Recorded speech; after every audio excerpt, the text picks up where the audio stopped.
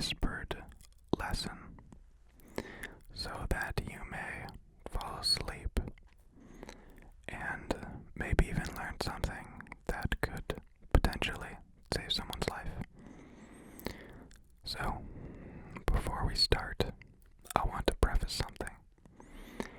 Although I have CPR training, I am not a CPR instructor, and you will not be CPR certified after this. I say this because if you are in public and there's many people around and someone has a heart attack, your only job is to call 911. Let somebody else around you who is certified do the CPR. So, what is this for then?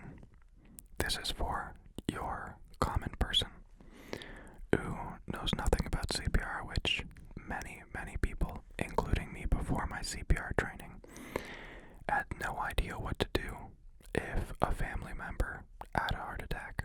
That is basically what this is for. A nice little CPR lesson with all the information you need and all the know-how to know what to do in that unfortunate situation.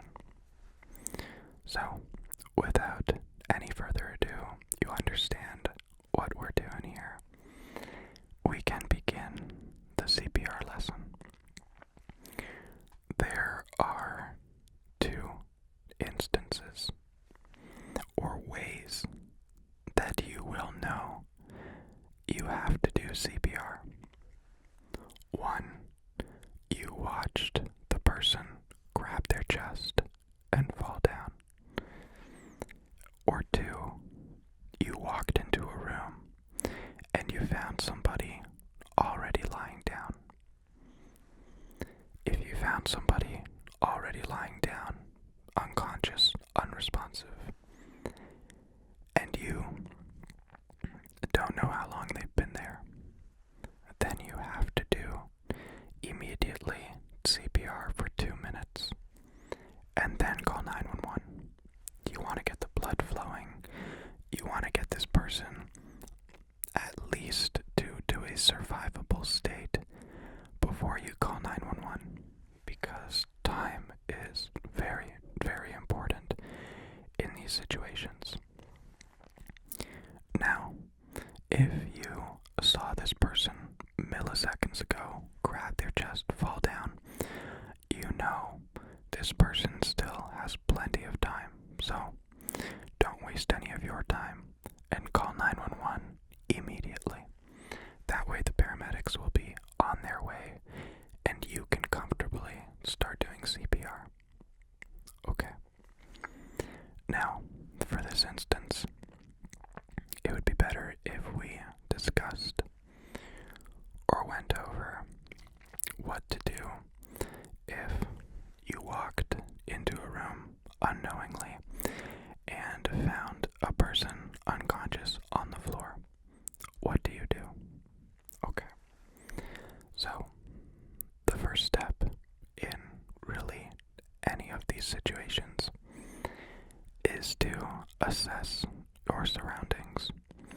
You want to make sure what is wrong.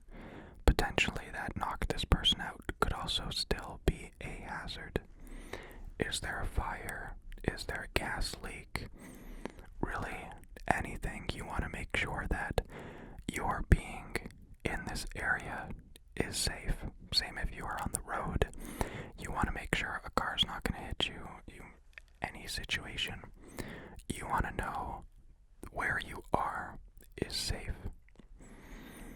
And now that you know that the area is safe, the second stage is to actually check how responsive they are. I actually just missed something I wanted to touch on. Basically, why you want to assess the area, which is kind of with my whole common sense idea. You are unable to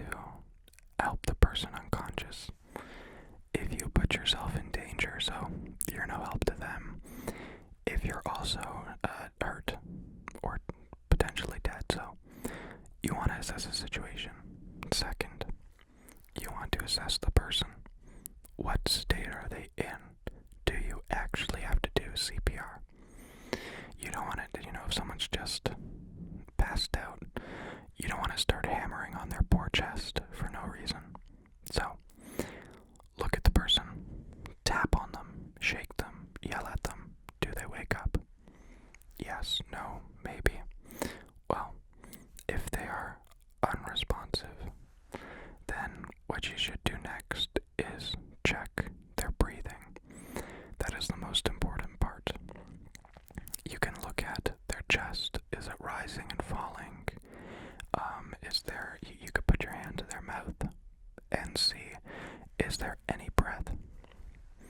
Now, if there is no breath, or if they are breathing very weird, it's kind of clogged up, sounds very odd, then you know that there is something wrong.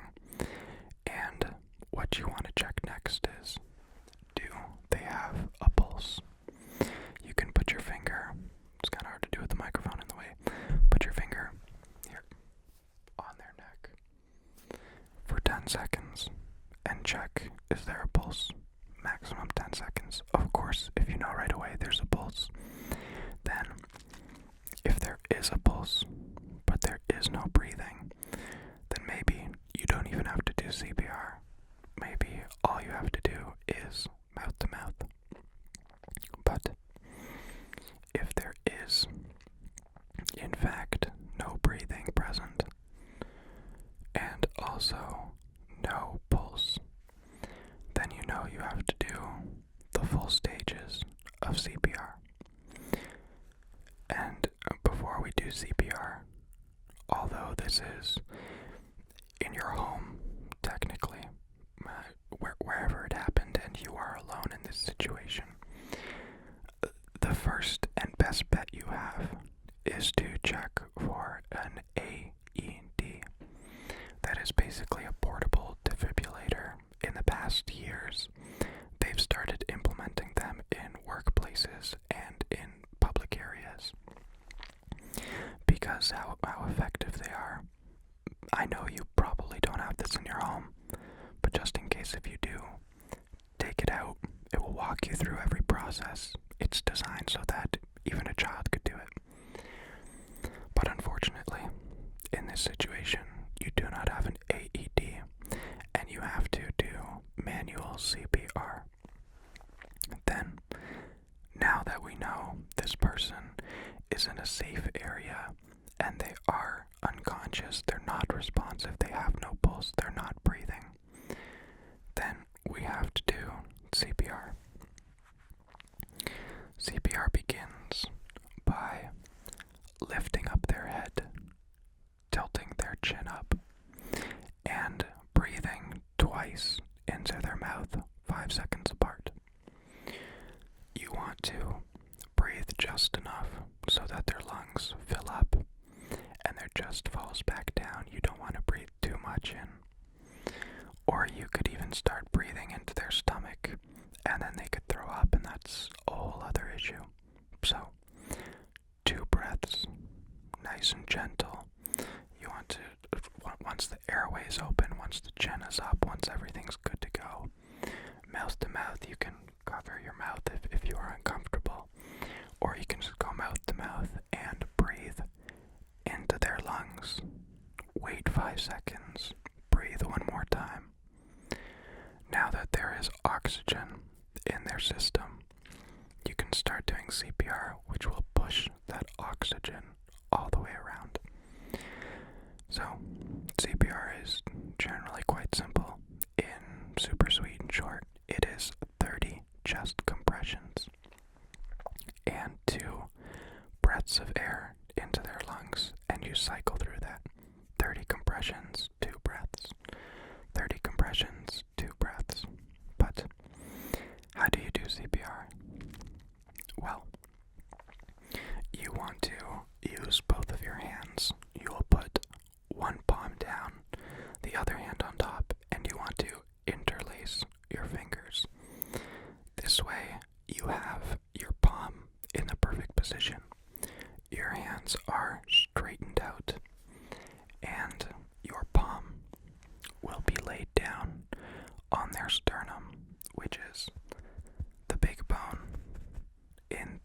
center of their chest. So you want to find the center of the chest and the bottom half of the center of the chest. So you're still on that bone, but on the bottom half. Now you can take your interlaced hands and put your palm on the center of the chest and straight out and begin compressions. Compressions are done at a quite rapid pace. You want to do 100 compressions per every minute. So that's 1, 2, 3, 4, 5. Also, many people were taught that it's at the pace of the Bee Gees Staying Alive. So you could also use that technique, but really fast, but not hummingbird fast. And you want to press down approximately 5 centimeters or 2 inches down into their chest to perform good CPR. If the person, of course, is much more heavy set, then you have to press down further. And if they're skinny, then 2 inches is enough. So the process will be 30 compressions onto their chest. Lift the head up, chin up, mouth open, airway open, and 2 breaths. Then 30 more compressions, and you want to do this for 2 minutes. You've probably realized we haven't called the police yet because we found this person on the ground. We don't know how long they've been there. They needed immediate circulation. They needed life-giving breaths and blood circulation. So you gave them that immediately for 2 minutes. Now you can call the paramedics.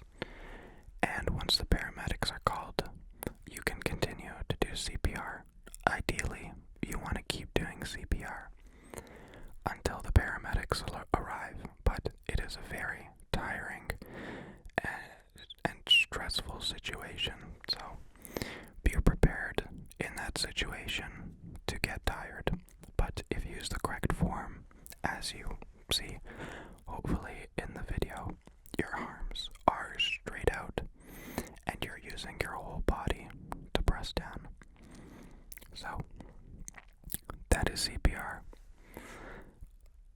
Actually, let's run through it again really quickly without any other filler, and so you know very quickly what to do.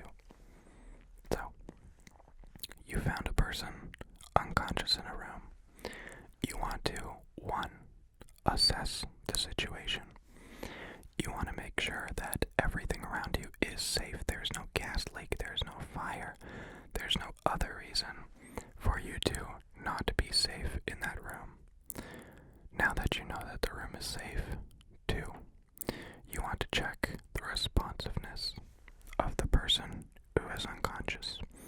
Shake them, tap them, yell. If they do not respond in any way, then you know you have to check their breathing and their pulse. If they are not breathing but they have a pulse, just do mouth to mouth. Maybe that is enough.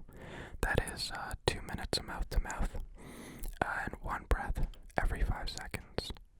However, if they both don't have a pulse or any breathing, then you know for sure you have to do full CPR.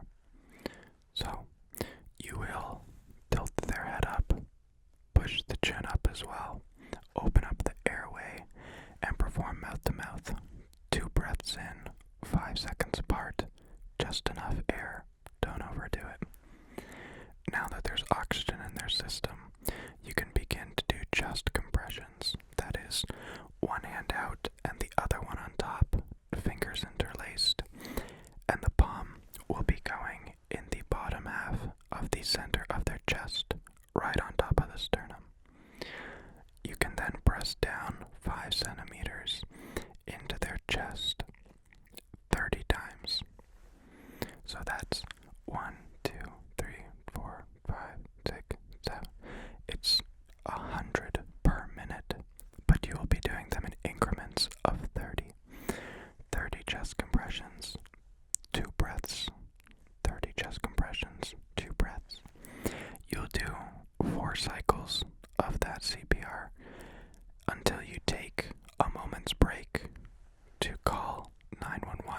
so that the paramedics can be alerted and continue to arrive to the location.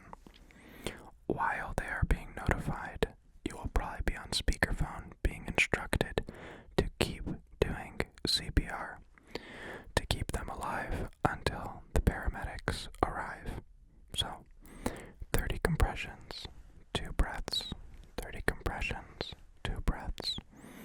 Quite simple. And there you go. I hope this was an easily digestible lesson. And also, why not? I hope it was resting and relaxing. Because now you have the know-how of what to do, and you can be rest assured that if this situation ever arises, at least you more or less know what you should watch out for and what you should do. So, I hope you enjoyed this lesson. I hope it made sense. Sometimes I say things and they only make sense to me. I don't know what that's about. I will see you in the next video. Take it easy and stay safe. See you later.